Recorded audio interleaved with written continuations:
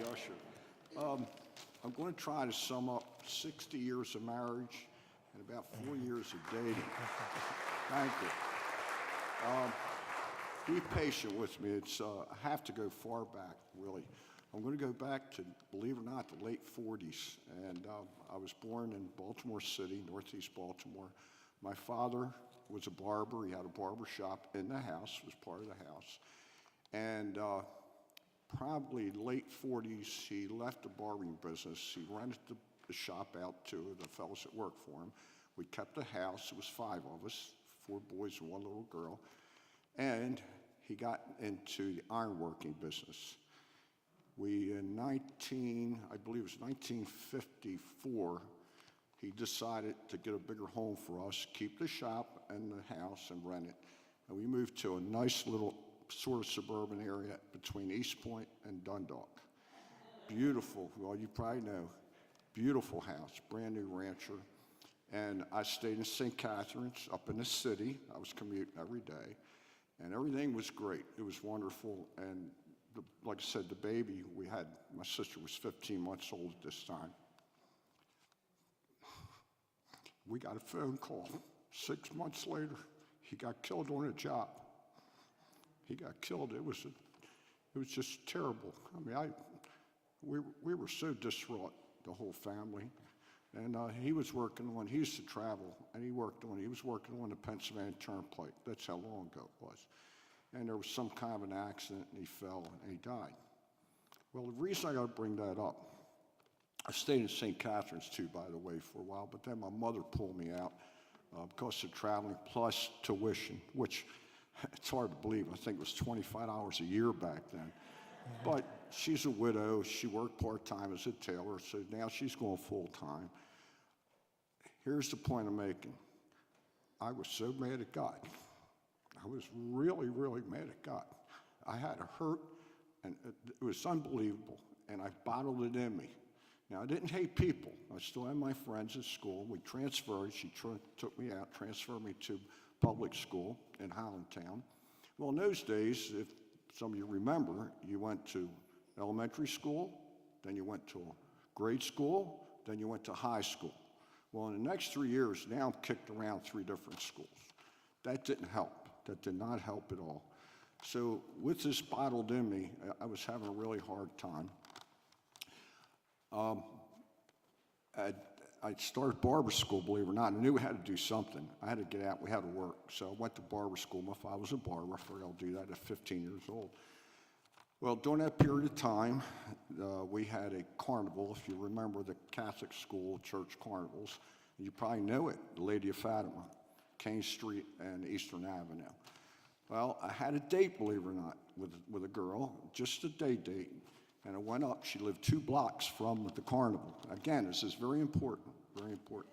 She lived about 2 blocks from the carnival. So I went up and called on her. We walked to the entrance of the carnival.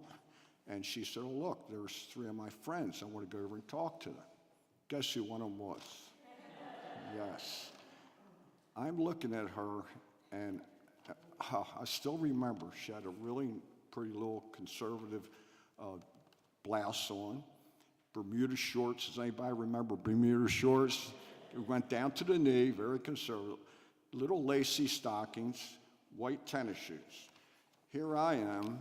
I've got black, shiny, wingtip shoes with Cuban heels, black slacks, peg pants. Anybody remember peg pants? Okay, bag at the top. Okay. White T-shirt with the sleeves rolled up, greased down black hair.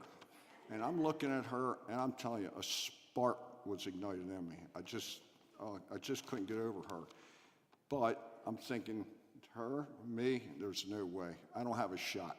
So we were there for only about 10 minutes, and we walked away. I figured, this is over. That's it. Never gave another thought. Well, again, we used to hang out on, it could have been a drive-in restaurant. It could have been a corner store. We had a drugstore between East Point and Highlandtown, that between Lady of Fatima and Highlandtown, that it stood by itself. It also had a soda fountain. So we played there. We all got together, teenagers. Well, not long after the carnival, I'm standing on the corner with my friends. Guess who walked up? And I said, well, what are you doing here? She said, well, I live in the area. I said, well, so do I. So I started walking her home, which was about 3 or 4 blocks away. And not long after, maybe the second or third walk, I'm thinking, I wanted to go steady with her. Do you remember that term? I'm going to go steady. I bought her a friendship ring to give her. And she said to me, well, if you want to go steady with me, I want to know 2 things. Are you Catholic? I said, yes, I am. Do you go to church? No. Again, you got to remember what I told you, why it's important. I had this hurt and this hate. God forgive me, this hate for God. I didn't want to hear anything about church, what he did to my father. Okay. Well, she turned around and she said to me, good Catholic girl she was, Catholic high school and all through school. She says, do you understand your father had a very dangerous job and accidents happen? God did not cause it. God did not cause it. Well, I was in love with her, and she turned me around. That's why I had to bring all that up. But then she hit me with a biggie. Have you been to confession? I said, no, of course, not since I left St. Catherine's, which was about 3 years. Well, now we're going to confession. So we started dating, and she'll pick up from there. So.